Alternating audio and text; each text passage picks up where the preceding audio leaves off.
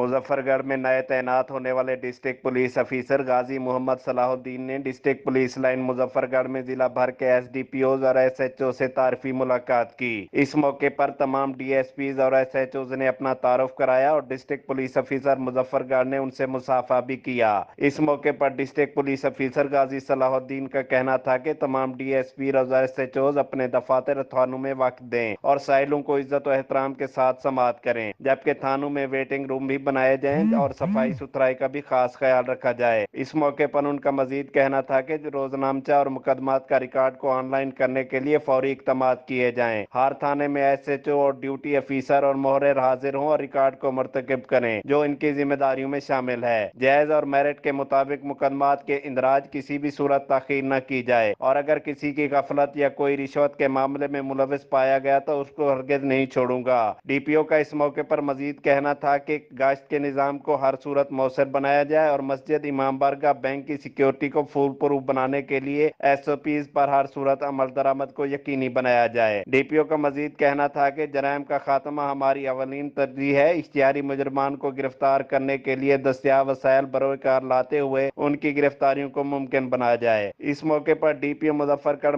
का मजीद कहना था कि मैं खुद हर थाने की सतह पर मॉनिटरिंग करूंगा और अवाम को हर तरह की सहूलियत मुयसर होनी चाहिए। कैमरामैन मोहम्मद बिलाल के साथ मियां खुर्शीद, सिटी न्यूज। हम लाते हैं टॉप न्यूज, आपके फेवरेट टॉक शोज और अनलिमिटेड एंटरटेनमेंट सिर्फ यूट्यूब पर। अगर आपने अभी तक हमारा चैनल सब्सक्राइब नहीं किया तो अभी सब्सक्राइब करें और बेल आइकॉन को क्लिक करके हमारी लेटेस्ट वीडियोस के बारे में अपडेट जानें।